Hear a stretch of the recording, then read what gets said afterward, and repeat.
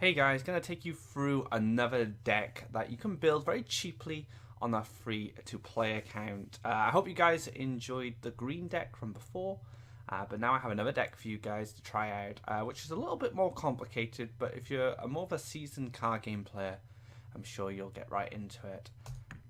So I've had to make this on my main account since I don't have the cards or haven't started with the cards on my free-to-play account, but this would definitely be the next deck I would make. So let's take just a quick look at what the deck's about. So this is what we like to call yellow-blue events, or yellow-blue pew-pew, depending on what you want to call it.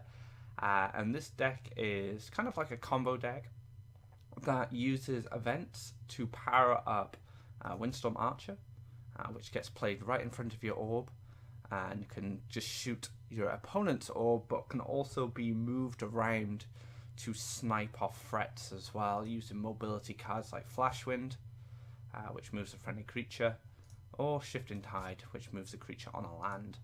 Another two cards that help towards your win condition are Windstorm Charger, which is very similar to the Archer, but a ground unit that zips around the place, and Aurora's Disciple, which gets powered up every event you play. So this card can really snowball out of control. So let's just go through the deck and all the cards. Outland Ranger has been put in here in place of, because this is not the complete list, this is a budget variation. So these have been put in place of Royal Judge.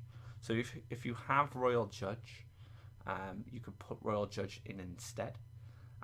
But yet, Outland Ranger gives a campfire to your hand. So you get free to body, and you get an additional event to power up your event-based creatures. Alright, so Spell Will's next.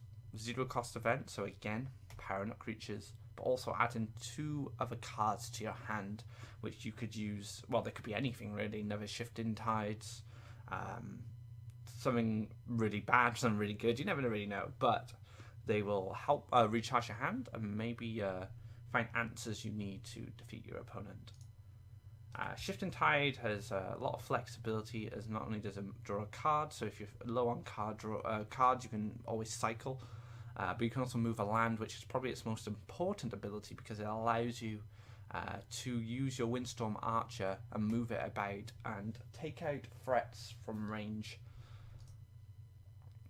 Aurora's Disciple, gain +1/+1 for every event played. So these guys can be played right at the start of the game, and you can just let them build up.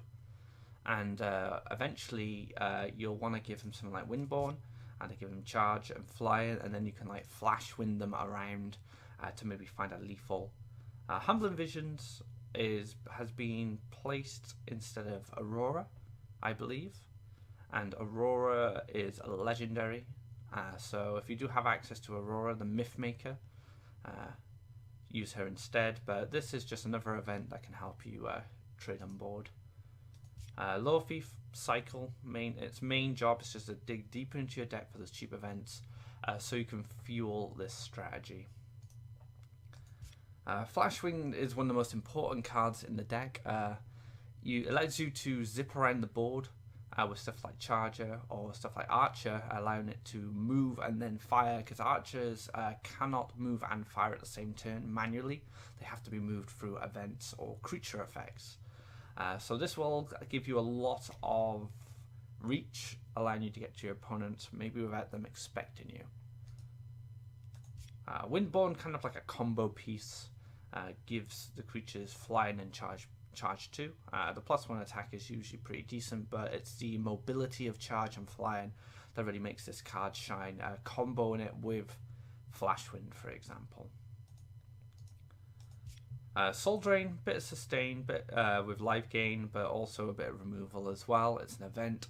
You can deal damage to a creature to make it enough for the Charger or the Archer to take it out.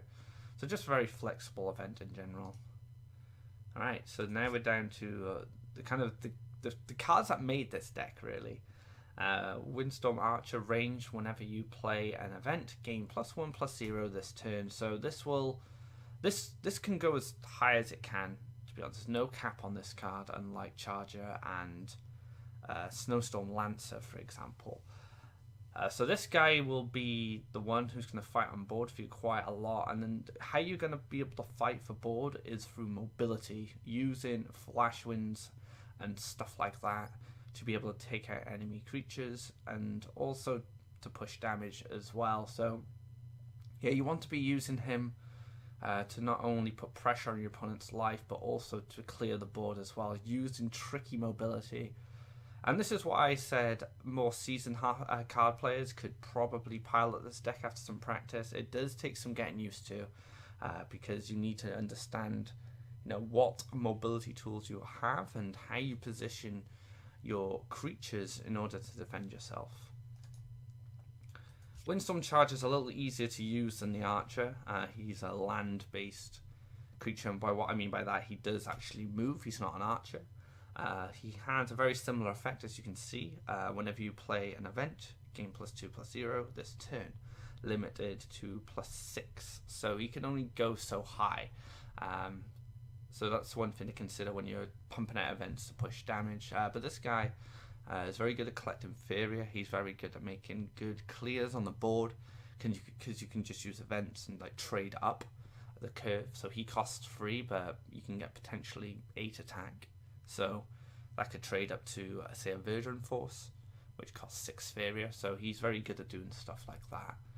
And that pretty much sums up the deck. It takes a bit of practice to get used to, and I'd highly recommend checking out some of my blue-yellow events videos on YouTube. But yeah, give this deck a whirl if you can afford it. It's a lot of fun. It will take some practice, so you're going to need to be patient.